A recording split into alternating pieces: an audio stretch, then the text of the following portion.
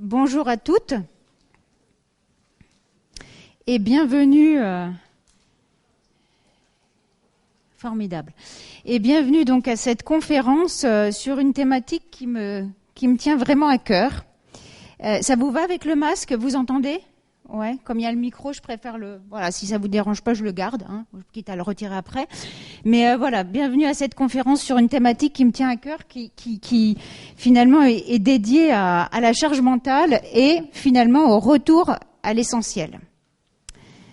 Donc, c'est vrai que c'est important, je pense, aujourd'hui, si vous êtes là, c'est que vous avez toutes, je pense, ou pas d'ailleurs, mais vous pourrez me le dire peut-être tout à l'heure, mais des projets professionnels, des projets de reconversion, des projets d'évolution, des projets de travail, tout court, et que dans ce contexte, il est toujours important de savoir ce qui est important, ce qui va faire du sens pour nous au quotidien et pour nos projets demain, et réussir à se désengorger quelque part de toutes ces sollicitations, de ces surproductions et de cet environnement dans lequel aujourd'hui, c'est vrai que on navigue et où tout va extrêmement vite.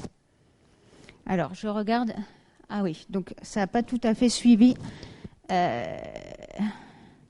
Alors, ce que je vous propose du coup d'entrée de jeu, c'est qu'on puisse s'arrêter sur ce qui est essentiel. Finalement, c'est vrai que le retour à l'essentiel, on en entend énormément parler, mais qu'est-ce qui est essentiel? On pourrait d'abord se dire qu'est essentiel ce qui relève de l'indispensable. Par exemple, on dira que l'air est indispensable à la vie. Mais quand on parle d'essentiel, on revient à la notion même du terme sur ce qui fait du sens pour l'individu, par rapport à ses valeurs, par rapport à son identité profonde. Et on va voir tout au long de cette conférence que l'essentiel, on va le raccrocher à cette notion de sens. J'ai vu le mot s'afficher tout à l'heure en arrivant ici à l'hôtel de ville, à ce salon professionnel, le sens. Je pense que voilà, c'est vraiment un maître mot qui va guider un petit peu toute la conférence. Alors, c'est vrai que si vous êtes là aujourd'hui, je pense que c'est parce que vous êtes à la fois interpellé par cette problématique de charge mentale dans votre vie professionnelle, mais aussi à la maison, parce qu'on va voir que la charge mentale, c'est un phénomène qu'on appelle systémique, c'est-à-dire qu'il prend pas seulement sa source uniquement dans le professionnel ou uniquement dans le personnel. C'est vraiment une approche globale. Et que donc, vous allez voir que vous êtes loin d'être les seuls concernés, puisqu'en France, et là je vous ai mis les statistiques de l'enquête conditions de travail du ministère du Travail. Alors certes, ça date de 2016, publié en 2017, mais ce sont les dernières en date. Et elles vous permettent quoi, ces statistiques, de constater que vous n'êtes pas toute seule à être dans la tourmente parfois et dans le tourbillon de toutes ces choses à faire et auxquelles penser. 65,4% des actifs occupés aujourd'hui en France déclarent devoir fréquemment abandonner une tâche pour une autre non prévue. Tout va tellement vite, il y a des urgences partout, tout devient plus prioritaire, la to-do list s'allonge et une priorité se rajoute à la précédente. 45,5% des Français déclarent toujours ou souvent se dépêcher. 44% quasiment pensent à plusieurs choses à la fois et ils sont 1 sur 3 à dire travailler sous pression. Donc c'est vrai que les Français sont concernés. Vous, je pense, ici aujourd'hui dans cette salle, vous devez aussi être concernés. Levez la main. Qui est concerné par... Allez, la moitié. Plus de la moitié. Plus de la moitié. Et moi, je vous avoue que moi-même, je suis... soumise aussi à ce phénomène de charge mentale, d'ailleurs qui me tient tellement à cœur que j'y ai consacré... il n'y a pas les animations, c'est pas grave. Que j'y ai consacré 2 ouvrages. Alors je vais vous demander de regarder à droite de la slide, puisqu'il y a deux ouvrages qui traitent vraiment de cette charge mentale. Moi, j'ai souhaité en faire bénéficier de mon expérience au plus grand nombre, avec un ouvrage plutôt centré sur le grand public, donc au milieu, guérir de ce fameux syndrome de Rosita, dont peut-être certaines d'entre vous ont entendu parler. Et puis, complètement à droite, s'organiser au travail et alléger sa charge mentale dans la fameuse collection pour les nuls. et la slide devait être animée, mais vous avez le livre de gauche qui, en avant-première, va sortir à la rentrée, parce que je pense que quand on s'engage dans un projet professionnel, quel qu'il soit, et d'autant plus quand on parle de reconversion, ça peut pas se faire quand on a la tête farcie. Quand on est sur un dossier, on est sur un dossier. Quand on cherche une idée de business, il faut se désengorger de tous les tracas du quotidien, des ruminations du passé ou des projections hypothétiques futures. Je vois madame qui fait oui de la tête, ça vous parle. Et donc, voilà, la couverture ne sera pas tout à fait celle-ci, mais je vous l'ai mis, voilà, pour se dire, voilà, quand on engage une reconversion, je crois que les deux thématiques sont vraiment interconnectées. Et moi-même, je me suis lancée dans une reconversion en mars 2020. Bah, j'ai pas choisi. Hein. Enfin voilà, je pense qu'il n'y a pas de bon moment pour se lancer. À un moment donné, moi, j'ai quitté le monde de l'entreprise en mars 2020 et je me suis lancée dans des conférences justement dédiées à mes livres, puisque ça fait plus de 10 ans que j'écris, dans du conseil RH, donc quelque part c'est ce que je sais faire, mais que je propose aujourd'hui aux entreprises, et puis dans du coaching. Donc voilà. Donc je pense que quand je viens vous parler aujourd'hui de charge mentale, c'est que je l'ai aussi vu du côté reconversion. C'est vrai que quand on s'engage dans un projet professionnel, c'est extrêmement chronophage, et je crois qu'il faut savoir vraiment compartimenter les choses. Bien, alors c'est vrai qu'aujourd'hui, vous voyez sur la gauche de la slide, aujourd'hui tout va vite, tout va très vite, tout va même parfois trop vite. On est sursollicité, on a les iPhones, on a tout, voilà, on est coupé bien souvent entre une multitude d'activités. On a des responsabilités sur tous les fronts, avec les enfants, avec la famille, au travail. Et puis il y a le télétravail qui est venu se rajouter dans tout ça, avec ses plus, avec ses moins. On n'est pas là pour parler de ça aujourd'hui, mais en tout cas, une chose est certaine, le télétravail a amenuisé les frontières entre tout ce qui est vie professionnelle et vie personnelle, en favorisant l'amalgame de tout ça. Et on va y revenir tout à l'heure, mais la nécessité plus que jamais de compartimenter les choses. Et que quand on a ça à gauche de la balance, forcément sur la partie de droite, il y a un risque accru de quoi ? De charge physique tout court, parce que c'est vrai qu'on court dans tous les sens, de charge mentale et de stress. Est-ce que ça vous parle ? Ouais ? Si quelqu'un veut prendre la parole ou quoi, vous levez la main. Je vous passe le micro, volontiers. Ah, c'est dommage, il n'y a pas les animations, monsieur. Ah, vous savez pas. Bon, c'est pas grave. Allez, alors je montre rien. La charge mentale, pour vous, qu'est-ce que c'est ? Est-ce que quelqu'un a un mot en tête ? Quand je dis charge mentale, qu'est-ce qui vous vient à l'esprit ? Trop plein. Quoi d'autre ? Tsunami. Bien. Quoi d'autre ? Épuisement. Conséquence. Très bien. Quoi d'autre ? Pression. Oui. Pression. C'est vrai que quand on est en surcharge cognitive, on est rarement dans le bien-être. Hein. Quoi d'autre ? Burn-out. Ça, c'est le fameux point too much. On y revient tout à l'heure. Culpabilité. Alors ça, on garde cette idée de culpabilité. On clôturera la conférence avec ça, si vous voulez bien. Ouais, super.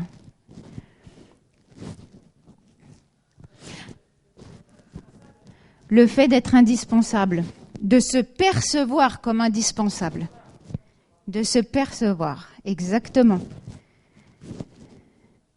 Bon, beaucoup de choses ont été dites. Alors, la charge mentale, c'est vrai qu'on en entend énormément parler. Depuis 2017, c'est le petit dessin qui est sur la gauche de la slide. Vous connaissez peut-être cette bande dessinée, Madame fait oui. Emma, fallait demander. Donc, charge mentale remise vraiment au goût du jour et portée auprès du grand public en 2017. Mais en fait, la charge mentale, le concept même date du début des années 80. Et je vous ai mis la définition de Nicole Bray, qui est une chercheuse canadienne, qui définit la charge mentale comme le travail de gestion, d'organisation et de planification qui a pour objectif, et c'est la fin de la phrase, la satisfaction des besoins de chacun. C'est-à-dire qu'on se rend compte que les personnes qui développent une surcharge cognitive sont toujours à être plutôt dans la réponse aux besoins de l'autre plutôt qu'à la prise en compte de leurs propres besoins. Alors il y a plein de mécanismes derrière et on n'est pas là à la conférence pour faire de la psy, mais voilà. Donc on satisfait un petit peu toute la maisonnée, tout le monde au travail, et puis nous après. Alors c'est vrai que concrètement, la charge mentale, et vous voyez le petit bonhomme en bas à droite, c'est l'impression d'ouvrir au quotidien une multitude de dossiers sans avoir le temps de les refermer tous correctement. Et de se dire, ah bah demain j'attaque la journée en n'ayant même pas fini ce que je devais faire aujourd'hui. Et ça rumine, et ça rumine, et ça s'arrête jamais. C'est ça la charge mentale, c'est l'impression, bonjour, de devoir, voilà, d'être... de devoir penser à tout le temps et pour tout le monde, de devoir être présent sur tous les fronts, de ne jamais réussir à débrancher, que ce soit au travail ou dans la vie personnelle. Et puisqu'on parle de ça, alors les slides ne sont pas animés, alors je suis désolée parce que je vais vous montrer quelque chose, mais vous allez avoir tout de suite la réponse. Si je vous dis 47%, ça vous évoque quoi ? Un pourcentage de quoi? Allez, on se lance. 47%. Des femmes surchargées. Quoi d'autre? Des personnes insatisfaites. Quoi d'autre?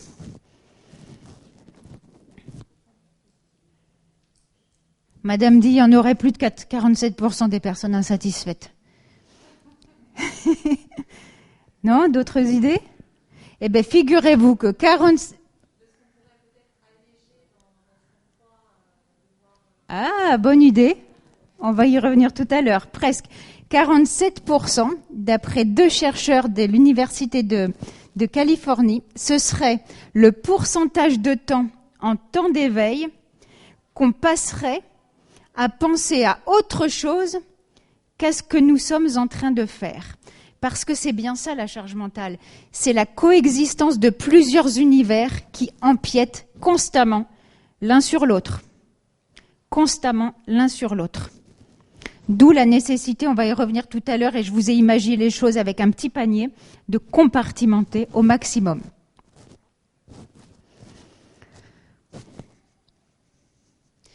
Alors, ce qui est intéressant de constater avec cette charge mentale, avant d'arriver aux trucs et astuces, mais je vous livre un petit peu des notions un petit peu plus globales, on va dire en introduction. On l'a dit tout à l'heure, c'est un phénomène systémique, la charge mentale. Ça veut dire quoi, systémique? Qu'on doit la prendre en compte en globalité. La charge mentale, elle ne se développe pas uniquement dans le milieu professionnel ou dans le perso. C'est toujours un amalgame et une prise en charge globale à opérer. Et la charge mentale, vous le voyez sur cette slide, est composée. Alors, c'est vrai que la notion vient de rentrer dans le dictionnaire Larousse l'an dernier. En mai de l'an dernier, la charge mentale, dans sa dimension domestique, et il y a de plus en plus de recherches, notamment pour tout ce qui va être santé, sécurité au travail, qui s'intéressent tellement à cette notion qu'aujourd'hui, on arrive à en définir les composantes. En tout cas, au niveau professionnel, mais je pense que ça peut tout à fait être valable au niveau perso. Elle est composée de 2 variables qui sont extérieures à nous, la charge mentale. La quantité de travail et les délais qu'on a ou qu'on se met pour effectuer telle ou telle chose. Donc, quantité et temps. Quelque part, on pourrait se dire, ça c'est imposé, c'est vrai que ce sont des variables qu'on appelle exogènes. Donc, j'y peux rien. Bon. En revanche, la charge mentale dépend aussi de la façon dont chacun ou chacune, ici aujourd'hui présente d'entre nous, on a de traiter l'information qui nous arrive. Le travail qui nous est demandé, un nuage qui arrive, voilà, c'est la façon dont chacun on a de percevoir ce qui nous est demandé ou ce qu'on doit faire. Et là, on peut se dire qu'on a tous la main à un moment donné parce que vous avez ici une variable endogène. Et on va y revenir sur cette notion qui est essentielle, sinon on ne serait pas là aujourd'hui.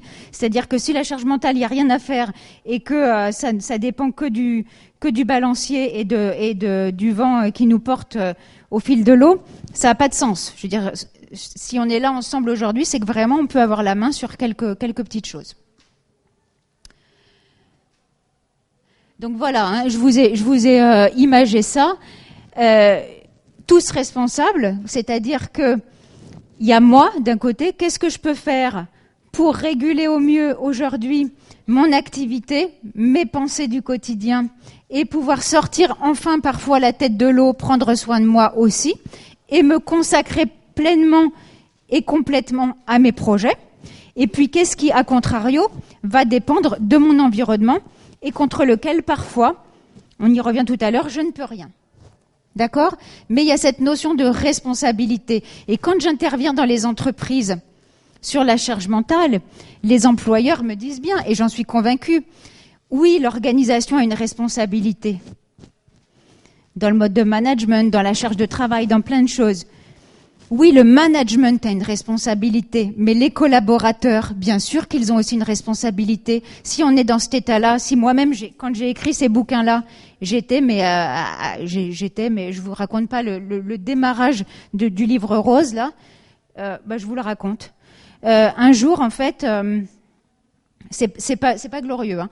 Je reviens du travail et puis c'était l'époque où j'étais à la RH, donc je m'habillais plutôt bien, j'avais des entretiens de recrutement et tout. Et un jour, je me souviendrai je me souviens, j'arrive dans la salle de bain et je me mets à nettoyer la vasque avec l'éponge, le sif. J'avais même pas pris le temps d'enlever les vêtements de travail. Je me regarde dans le miroir et je me dis, mais attends, ma pauvre fille, c'est ça ta vie ? Franchement, je me suis vue en train de regarder le truc en train de nettoyer, ça pouvait attendre. Mais non, il fallait que tout soit parfait. À l'époque, j'étais sur tous les fronts. Je le suis de moins en moins parce que j'arrive maintenant un petit peu mieux à savoir ce qui est important. On y revient sur cette notion de sens et d'importance parce que l'importance, c'est le sens qu'on veut donner aux choses. Et du coup, je m'y astreins au quotidien. Quand les enfants, par exemple, je prends le temps aujourd'hui d'être un peu plus avec eux, de trouver des moments dans la journée où j'arrive à compartimenter, vous voyez. Tout ça pour dire quoi ? Qu'on a tous une responsabilité aussi à jouer au niveau de la charge mentale. Et en entreprise comme dans la vie perso. Moi, je vous raconte cet exemple, voilà. Donc, quelqu'un parlait tout à l'heure du burn-out. Alors moi j'aime pas trop ce terme parce que c'est vrai que il est assez médical et puis c'est vrai que on l'a mis un peu à toutes les sauces, mais ce qui est intéressant de noter, c'est que il est important d'agir et de réfléchir à ce qu'on fait, c'est-à-dire de se mettre un petit peu en position comme si on sortait de soi-même et de se voir faire les choses, donc en position méta.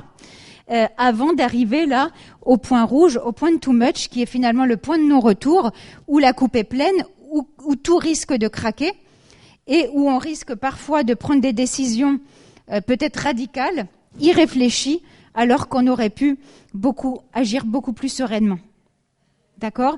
Et pourquoi c'est intéressant de noter ça ? Parce que la charge mentale, contrairement au stress, elle s'installe toujours de façon insidieuse et chronique. Vous savez que le stress, un bon stress positif, un bon coup de boost, ça peut être positif.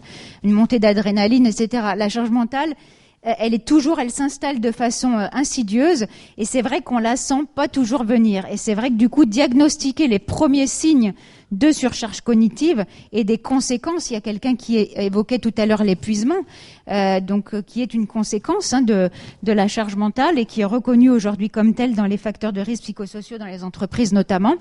Je sais plus quel était le début de la phrase, mais peu importe. Donc elle n'est pas facile à détecter cette charge mentale et je crois qu'il y a une seule chose qui nous permettrait tout aujourd'hui autour de cette table, une première chose, en tout cas qu'on pourrait faire, ce serait d'être à l'écoute. Alors à l'écoute des autres, parce qu'on n'est jamais tout seul dans la vie, c'est sûr que tout le monde dans notre entourage peut être sujet à une surcharge cognitive, à un trop-plein, à un pétage de câble, disons-le, mais aussi à l'écoute de soi-même. Et c'était ça qu'on disait tout à l'heure quand on parlait des besoins. Vous vous souvenez, faire passer, pour une fois, s'accorder le droit de faire quelque chose. D'exister quelque part. Et on va voir comment on peut y arriver. Certainement, beaucoup ont déjà essayé de poser des limites. Mais voilà. Donc, première chose à faire, je pense, renforcer sa capacité d'écoute et plus particulièrement d'écoute de soi-même.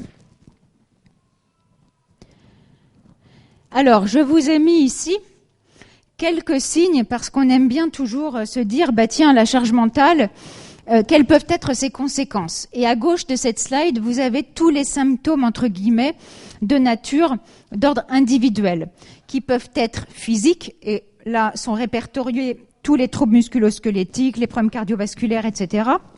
Vous avez les symptômes plutôt de nature psychique, donc tout ce qui va être anxiété, irritabilité, isolement social, etc. Vous avez les troubles comportementaux qui peuvent par exemple concerner des addictions médicamenteuses ou alimentaires. Mais voilà aujourd'hui ce qui, dans la documentation concernant la charge mentale, est répertorié.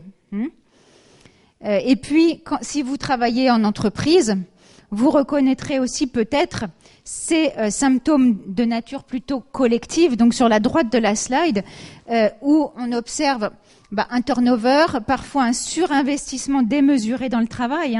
Les personnes qui sont en surcharge mentale et qui sont soumises à ce phénomène sont rarement des personnes peu engagées.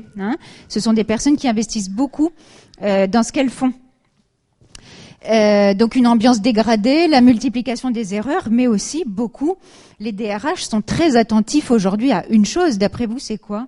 Que j'ai pas mis sur la slide, je l'ai oublié, tant mieux. Qu'est-ce qu'on regarde quand on est dans un service RH? Ouais. Et dans l'absentéisme, quoi particulièrement? Ouais, les arrêts. Et dans les arrêts maladie, lesquels? Non, les petites durées. Les arrêts maladie de courte durée et répétés. Et ça alerte aujourd'hui beaucoup quand on a quelques contrôles et qu'on montre ces données-là. Je sais que c'est l'œil aguerri des médecins du travail tombe souvent là-dessus. Donc ça, c'est important. Donc vous voyez des symptômes à la fois individuels et à la fois collectifs. Alors, c'est bien gentil tout ça, mais comment on fait pour que ça aille mieux? Alors moi, la première chose sur laquelle je me suis penchée, c'est la notion du questionnement. Parce que tout à l'heure, en introduction, on a parlé du sens qu'on mettait dans les choses. Quand on court, quand on va vite, c'est vrai qu'on est sur tous les fronts, mais on a l'impression d'être devenu une machine de guerre. Et finalement, on oublie parfois de se poser la question du pourquoi. Pourquoi est-ce qu'on fait ce qu'on est en train de faire? Et je crois qu'il y a une notion fondamentale sur laquelle, aujourd'hui, on ne prend pas suffisamment le temps de se poser, c'est cette notion de questionnement. Questionner le sens, c'est questionner le pourquoi des choses. J'accompagne en ce moment une jeune femme qui vient de prendre des responsabilités managériales. Et l'entreprise, qui est une entreprise de spectacle, me dit j'ai besoin de l'épauler. Et puis cette jeune femme, elle a plusieurs postes à recruter, elle en peut plus, elle devait en plus occuper 2 fonctions en une. Et elle me dit, ce week-end, j'ai craqué. Alors je lui dis, ah bon, concrètement, qu'est-ce que vous avez? Ça veut dire quoi? Et elle me dit, je me suis assise sur mon canapé, et puis à un moment donné, je me suis enfin posée. J'ai rien fait. Et je me suis vue faire. Je lui dis, c'est-à-dire? Elle me dit, je me suis fait le film à l'envers de la semaine, et je me suis vue faire. Pourquoi, à un moment donné, j'ai accepté, c'était un samedi, de décrocher le téléphone et de répondre à une demande urgente de mon chef. C'est-à-dire qu'elle s'est posée et elle s'est mise en position méta. Vous voyez, c'est ce qu'on disait tout à l'heure. Un petit peu sortir de son corps. C'est ça qu'on apprend aussi en coaching à faire. C'est-à-dire, se voir faire. Pour se questionner. Qu'est-ce qui aujourd'hui fait du sens? Qu'est-ce qui était tellement important pour elle à ce point pour décrocher le téléphone ou répondre à ce mail un samedi, alors que ses enfants étaient là? Et qu'elle me dit, j'avais tout à gérer, il couinait, mon mari était pas là et elle a 2 petits jumeaux. Bon, voilà. Donc on a travaillé là-dessus. Quel était le besoin qu'il y avait derrière? Vous voyez? Mais si on ne se questionne pas, on est pris dans l'engrenage. Et puis on continue. Et ça craque, peut-être. Ou pas. Mais en tout cas, on prend ce risque. Et quand on se questionne, revenir au questionnement et au sens, c'est d'abord se questionner sur le pourquoi, avant d'envisager le comment, c'est-à-dire la tâche, comment je vais faire, et le délai. Pour quand? Aujourd'hui, combien d'entre vous, autour de cette table, privilégient Le pourquoi, au comment et au quand. Est-ce qu'on n'est pas plutôt du côté gauche? Je vois que des oui. Ça fait comme ça. Bon, peut-être que c'est pas votre cas, mais en tout cas, voilà. Moi, c'était un message que je tenais vraiment à vous faire passer aujourd'hui. Alors, le sens, on en parle, je vous le dis, je viens de le voir accroché dans l'escalier, là, en montant. Sens, c'est écrit en gros. Et ça indique pas les salles, hein, c'est vraiment le salon professionnel qui a mis ce mot au goût du jour pour cette journée d'aujourd'hui. Donc le sens, c'est une notion qu'on appelle extatique, c'est-à-dire qu'elle est extérieure à l'individu. Et elle concerne aussi bien la direction, tout en haut, c'est-à-dire est-ce que la somme des petits pas que je fais au quotidien, finalement, vont me mener ou pas dans la bonne direction? Est-ce que j'ai un dossier à faire? Est-ce que je me laisse pas happer et à faire des petits pas de côté au quotidien? J'ai un gâteau à faire, je dis vraiment n'importe quoi, ce qui me passe par la tête. Hein. Est-ce que je suis sûre que je vais me tenir à ma recette du début à la fin? Moi, je peux vous garantir qu'en ce moment, je fonce à la machine à laver parce que c'est les vacances ce soir pour ma fille et que je sais que voilà, elle aura pas son truc. Et d'un coup, je zappe. Et on va voir les conséquences du zapping. Hein. Donc la direction, la signification, pourquoi est-ce que c'est important de faire en ce moment même ce que je suis en train de faire? Pourquoi est-ce que j'agis comme ça? Pourquoi est-ce que je me comporte comme ça? Mais aussi la sensation, en bas à droite. Quand j'agis de telle façon, quand je me comporte de telle façon, qu'est-ce que je ressens? C'est ça le sens. Il y a aussi cette notion de sensation. Et je crois que s'il y avait une seule question qu'on pouvait se poser, ce serait peut-être celle-ci. Quand je suis en train de faire, imaginez, allez, mettez-vous, je sais pas, on est quel jour aujourd'hui? On est mardi. Prenez les 5 jours qui ont précédé. Remémorez-vous peut-être une action où vous avez eu l'impression de courir un peu dans tous les sens, où vous avez eu la pression, quelqu'un avait évoqué la pression, où vous avez été partagé entre plusieurs activités, ou voilà, qu'est-ce qui à un moment donné, quand vous avez agi d'une certaine façon, qu'est-ce qui était important pour vous? Est-ce qu'il y avait quelque chose d'important? C'est ça le sens, c'est privilégier l'importance à l'urgence. Et se poser toujours la question, qu'est-ce qui est vraiment important à la fois pour mon entreprise, peut-être que dans laquelle vous travaillez, mais que vous allez peut-être monter demain. Si vous êtes là aujourd'hui, hein, si on est un salon professionnel, il se peut qu'il y ait des projets aujourd'hui de création d'entreprise. Donc, qu'est-ce qui est important pour mon entreprise, pour mes clients actuels ou futurs, pour moi, bien sûr, et aussi pour mes proches? Est-ce que je respecte leur écologie? Vous voyez, est-ce que je respecte ma propre écologie? C'est-à-dire, est-ce que je fais passer aussi mon bien-être parfois avant celui des autres? Qu'est-ce qui est important? Donc, le sens, c'est pourquoi et qu'est-ce qui est important. Et je pense que, levez la main, celles qui connaissent cette matrice. 1, 2, 3, allez, un bon tiers. Alors, un bon tiers, la matrice d'Eisenhower. C'est simple. Hein. Vous avez 2 axes. Urgent, important. On ne va pas chercher à classer ces activités dans les cases parce que ce serait extrêmement chronophage et finalement on aboutirait à l'inverse de ce qu'on cherche. Mais si on doit retenir un seul truc de cette matrice, c'est quoi? C'est que le sens se retrouve dans les tâches importantes, dans les activités qui nous guident vers nos objectifs de long terme, dans le sens qu'on veut donner aux choses demain, de ce qu'on veut faire de notre vie professionnelle ou perso tout court. Le sens, on le trouve là-haut, hein, que les activités soient urgentes ou non, on s'en fiche, on se concentre sur ce qui est important. Et le père de cette matrice disait, ce qui est important est rarement urgent, et ce qui est urgent est rarement important. Donc, sens, pourquoi, importance.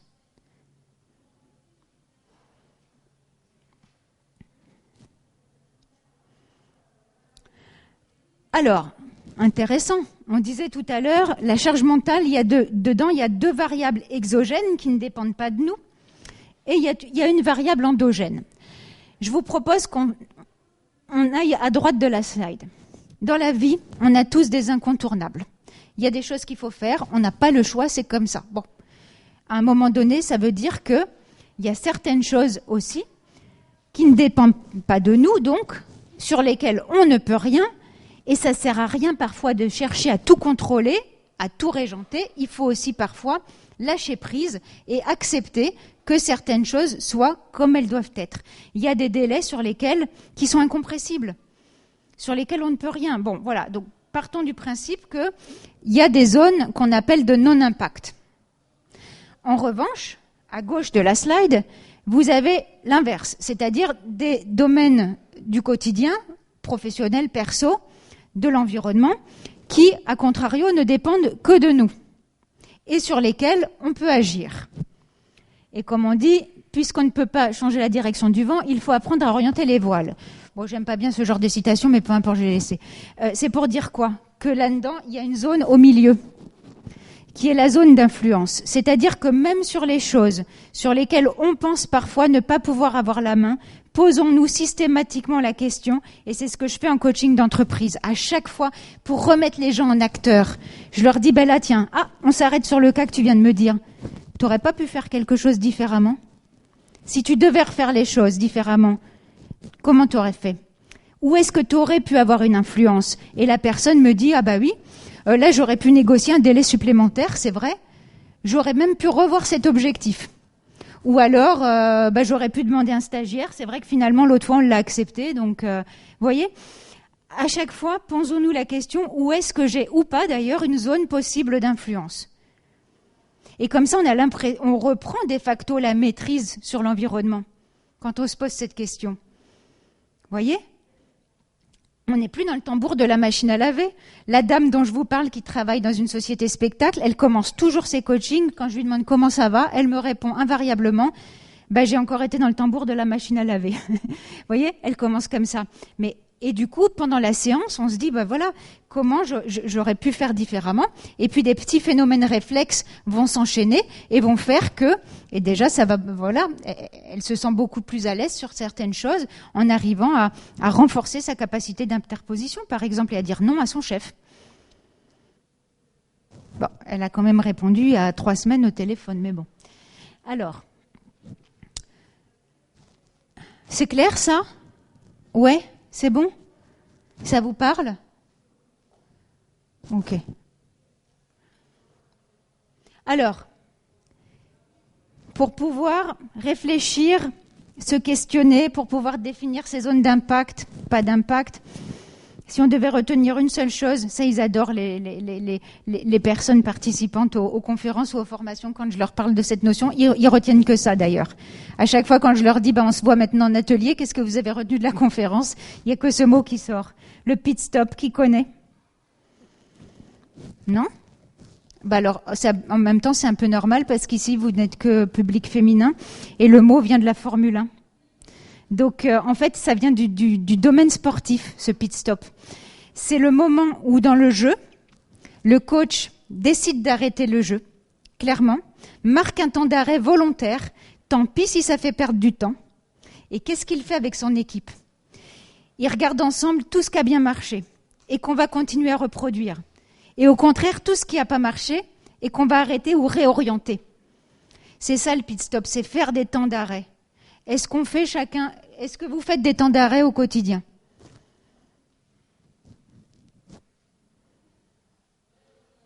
Oui, il y a une dame qui dit oui.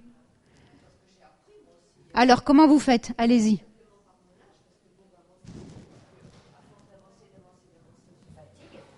Donc, je privilégie un peu des pauses à certains moments pour pouvoir aller plus loin après. D'accord. Et il y a eu un déclenchement à opérer ces pauses? Vous dites c'est l'expérience qui m'a appris que.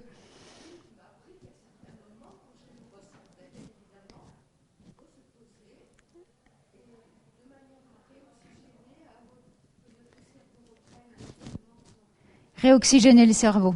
Se poser pour réoxygéner le cerveau, c'est la slide suivante, je crois, effectivement. C'est très important, c'est comme un muscle. Quand on est en surcharge cognitive, allez-y.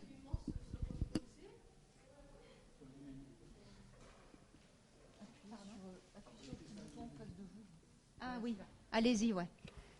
Super. Oui, je pense qu'il faut absolument je pense qu'il faut s'écouter de toute façon. C'est la première des choses. Il faut s'écouter. Je pense que il faut peut-être également avoir compris, suivant notre parcours de vie, suivant ce que nous avons vécu, savoir si ce que nous en avons retenu.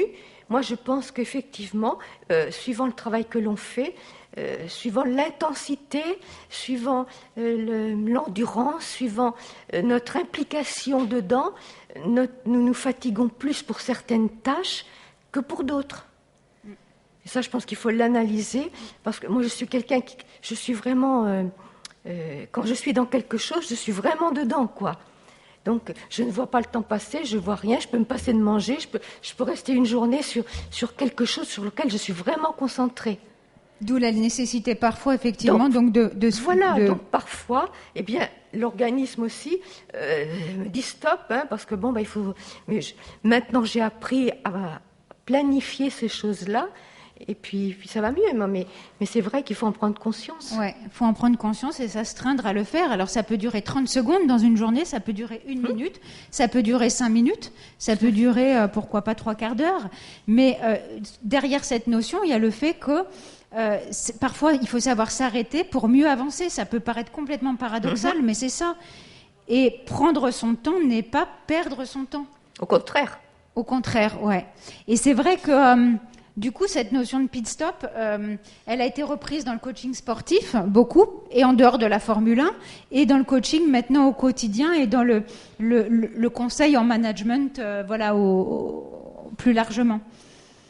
Et du coup, voilà, j'avais eu envie de vous mettre cette slide aujourd'hui. Et comme vous disiez, madame, donc, effectivement, s'arrêter permet à droite de la slide de souffler, parce qu'à un moment donné, le cerveau, c'est comme un muscle, il faut le reposer, c'est-à-dire aussi être capable parfois de mêler des activités très complexes qui prennent, comme dit madame, beaucoup d'énergie intellectuelle, mais aussi savoir mixer avec la routine. Dans mon ouvrage là, pour les nuls qui est là-haut, j'explique tout le bénéfice de la routine. On dit sortir de la routine, ok. Mais Steve Jobs était bien placé pour dire, lui avait fait l'apologie de la routine en disant tous les matins je fais ça et voilà pourquoi je suis plus performant, parce que je sais que ça va tracer, ça me demande pas d'effort cognitif et quand j'arrive au bureau, en revanche, pam, je fais fonctionner le cerveau. Donc aujourd'hui, on recommande même aux managers d'arrêter les frais, c'est-à-dire de dire pour ton équipe, ok, des choses compliquées c'est bien. Aller faire des analyses, faire de la négociation, etc. Mais à un moment donné, demande-leur aussi des choses qu'ils savent faire et qui roulent. Voilà. Parce que pour le cerveau, il faut un certain équilibre. Donc, se diriger, on l'a vu tout à l'heure, quand on s'arrête, en même temps, on peut se retourner et se dire, tout ce que j'ai fait aujourd'hui, est-ce que ça m'a mené vers mon objectif de plus long terme ? Et puis, à gauche, investiguer peut-être des nouvelles façons de faire. Peut-être faire moins parfois, mais différemment. Vous voyez ?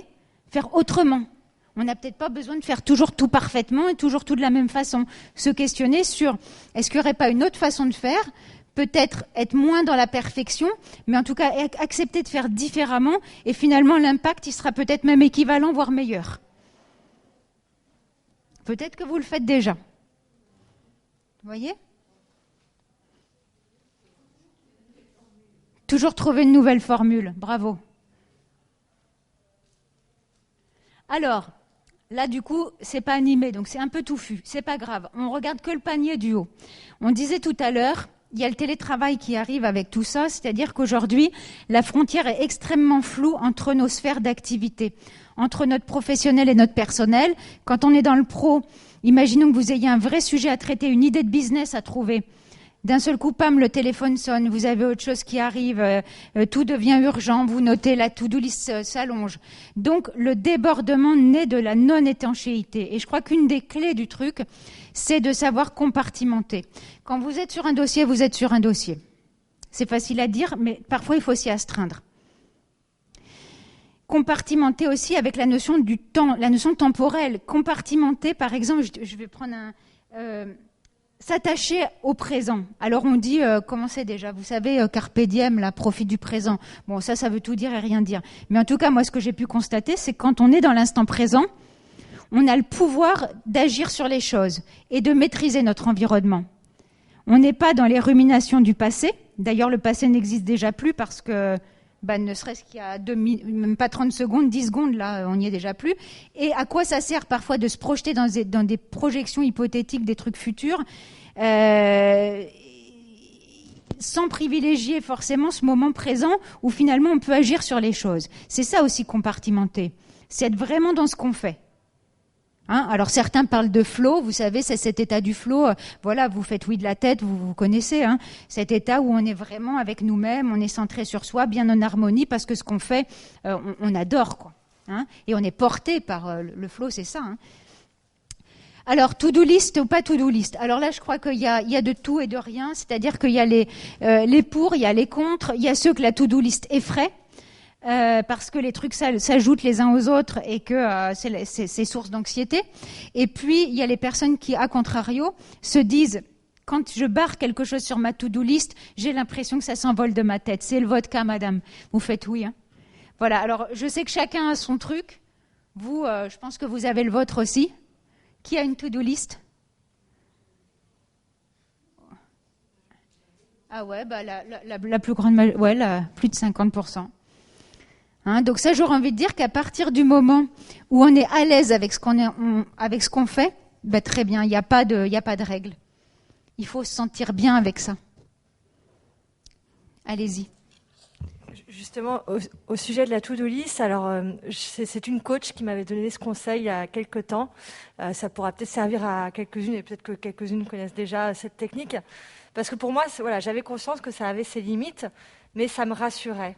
Donc j'avais besoin de garder cet outil-là, mais je ne savais plus comment faire pour que ça reste constructif et que ça reste utile au quotidien.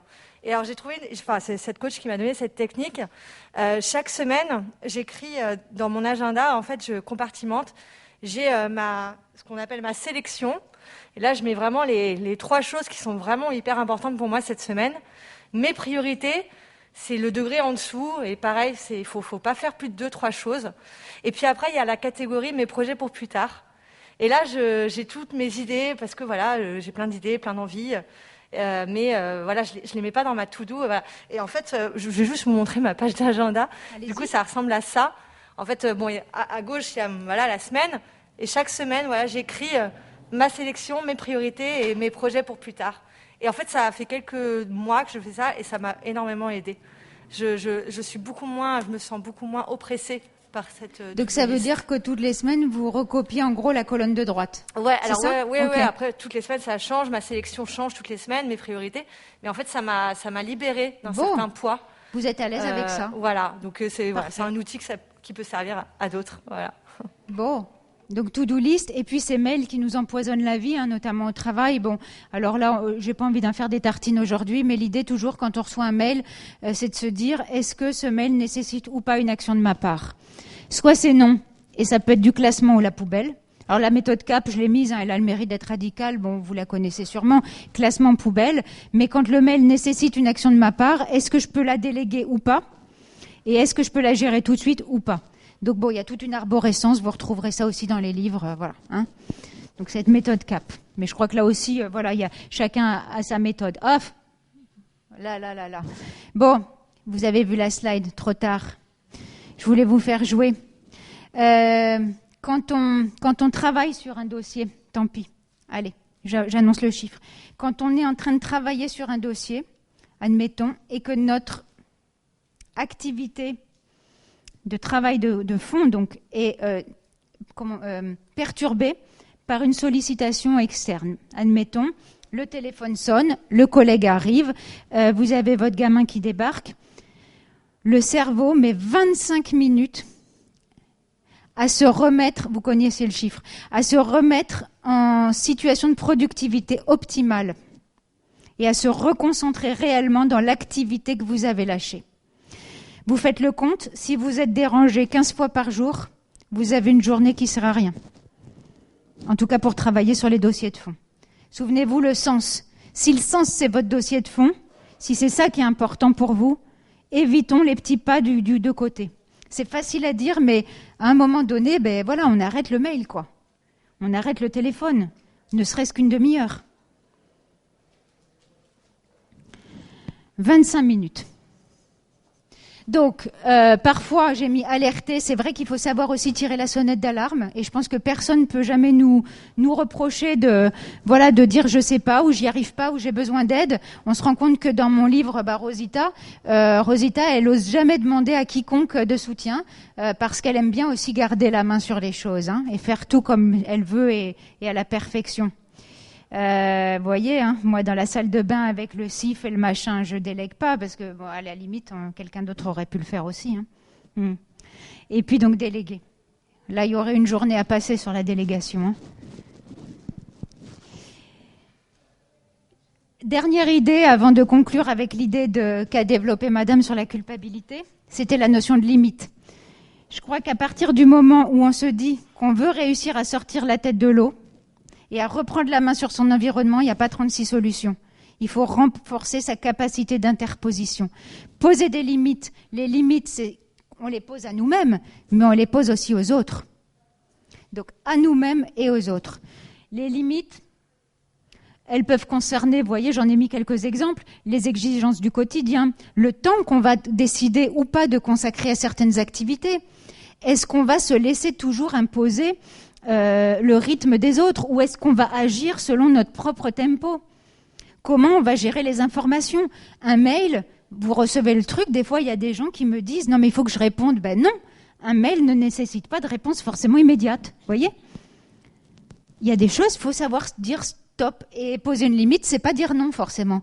Ça va être négocier, je sais pas, un délai supplémentaire, accepter de mettre entre parenthèses un truc, dire bah attends, ça peut attendre 2 secondes, ou alors je fais une pause le midi. Voyez? Alors, poser des limites, je vous ai mis, c'est aussi réussir à se préserver, hein, quelque part, quand on pose une limite, mais aussi à s'affirmer. Ça donne du poids à la position.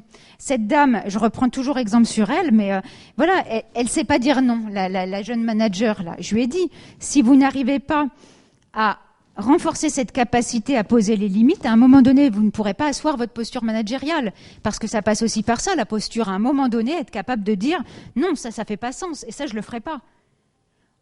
Ou alors, je décide de décaler ce projet. C'est ça, renforcer sa position, mettre des limites. Hein. C'est préserver son écologie, c'est prendre soin de soi, c'est être, et on l'a dit tout à l'heure, à l'écoute de soi. Et en conclusion, les limites sont autant de lignes blanches qui représentent nos seuils de tolérance. Et quand on accepte de grignoter sur ces limites, au final, c'est son écologie personnelle qui en prend un coup et son identité propre. Et on retrouve la définition de Nicole Bray, on satisfait d'abord aux besoins des autres avant les nôtres. Qu'est-ce que vous en dites? Ça vous parle? Ouais, là il y a beaucoup de oui. Et dernière slide pour conclure avec cette idée, Madame, que vous avez développée tout à l'heure, c'est la culpabilité. C'est-à-dire que, à un moment donné, ce que j'ai souhaité vous laisser en conclusion, on a encore 5 minutes, c'est que on est très souvent dans la notion de devoir. Combien de fois dans une journée, peut-être que c'est pas votre cas, vous allez me le dire, vous prononcez le il faut, je dois, il va falloir que. Il faut que j'aille réserver le train, il faut que je m'occupe du centre des loisirs, les vacances cet été, il faut que. Donc passer de cette notion de devoir à la notion de droit. On n'avait pas le temps aujourd'hui de tout faire, donc j'ai fait une sélection. Mais en coaching, quand on est en charge mentale, on s'intéresse beaucoup à la notion des drivers. Vous savez, tous ces messages parentaux qu'on a entendus dans notre enfance et qui continuent aujourd'hui encore inconsciemment de nous guider. Et quand on est en charge mentale, on se rend compte que les 5 drivers sont plutôt actionnés. Le fais plaisir, fais des efforts, sois parfait, dépêche-toi, et puis j'en oublie un. Peu importe. La question, quand on a ces drivers, c'est d'en être conscient et de se dire, j'en suis conscient et j'accepte de les connaître pour pouvoir m'autoriser à, quelque part, m'accorder le droit de peut-être faire moins parfaitement certaines choses, peut-être prendre plus mon temps si j'ai eu comme message dépêche-toi, peut-être savoir dire non si mes parents ils m'ont toujours dit fais plaisir, sois gentil, etc., fais bien les choses. Voyez, peut-être poser des limites.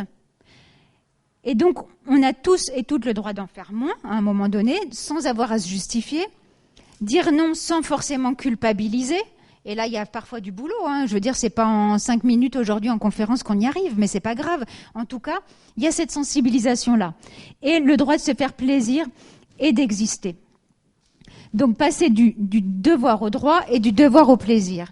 Et moi, ce que je me suis dit, c'est que si vous étiez tous là aujourd'hui, c'est que vous allez me le confirmer, des projets professionnels. Ou non? Ouais? Qui vont de facto vous apporter plein de plaisir, que vous allez devoir les réfléchir, les mettre en œuvre, les partager. Donc, c'est pour ça que c'était intéressant aujourd'hui qu'on se pose sur cette notion de charge mentale, parce que je vous l'ai dit, quand on a la tête farcie, donc vous y êtes en plein dedans, peut-être que vous avez fini vos projets professionnels. Moi-même, je vous dis, c'était en mars de l'an dernier. Je me suis rendu compte à quel point c'était chronophage et à quel point on ne pouvait plus être sur tous les fronts. En tout cas, moi, je n'y arrivais plus. Donc aujourd'hui, je pense que vous allez prendre plein de plaisir dans ces nouveaux projets. Moi, c'était là-dessus que je voulais terminer cette conférence, parce que le plaisir, je pense, est essentiel. Et quand on parlait d'essentiel tout à l'heure, je crois que c'est ça qui nous fait avancer aussi au quotidien. Donc il me reste à vous remercier de votre participation à cette conférence. Si vous souhaitez qu'on échange 2-3 minutes, voilà, je vais me mettre en haut, un petit peu en haut de l'escalier. Donc n'hésitez pas, peut-être que dès maintenant vous souhaitez partager certaines choses. Est-ce que vous avez des commentaires? Est-ce qu'il y a des choses avec lesquelles vous souhaitez repartir de cette conférence? Est-ce qu'il y a des petites idées que vous voulez mettre en œuvre? Si vous deviez faire un truc, est-ce qu'il y a quelque chose qui va changer ou pas? Ou est-ce que vous vous dites, oh, cette conférence c'était un truc en plus, finalement, la barbe? Allez-y. Je voulais juste apporter un commentaire. La notion d'urgence dans le travail, c'est pas toujours à nous de la définir, en fait. Elle nous est imposée, oui. Et il nous est souvent, enfin ça dépend dans quelle structure on travaille, mais souvent la définition de ce qui est important et ce qui ne l'est pas, de ce qui est urgent et ce qui ne l'est pas, ne dépend pas de nous. Donc c'est assez compliqué de hiérarchiser, de compartimenter. Alors évidemment, il y a des petites choses qui sont vraiment anecdotiques, qui se font en 5 minutes, comme le classement, je sais pas quoi, bon d'accord. Mais autrement, dans la gestion des dossiers, par exemple, soit c'est le client qui va nous dire c'est bien important, sûr, qui nous impose les délais, etc. Soit c'est le supérieur hiérarchique, soit c'est le bureau à New York. Mais vous avez raison, c'est une responsabilité partagée, et souvent on n'a pas le choix. Et comme vous dites très justement, mais quand ça se répète et qu'on a l'impression de ne pas avoir le choix 1 fois, 2 fois, 3 fois, 10 fois, à un moment donné, on sait aussi juger, parce qu'on est responsable et acteur aussi de ce qui va l'être important ou pas. Vous voyez ? Il faut savoir aussi, c'est comme on disait tout à l'heure, pas travailler le samedi ou quoi. Il y a des fois où c'est non, enfin il faut quoi, point. Il y a peut-être une fois où voilà, mais c'est la récurrence qui doit amener à se poser de la question de sa capacité d'interposition. Vous voyez ? D'accord. Est-ce qu'il y a d'autres commentaires, d'autres petites idées avec lesquelles vous avez envie de repartir ? Non, c'est bon ? Merci pour vos témoignages et excellente fin de journée. Peut-être à plus tard.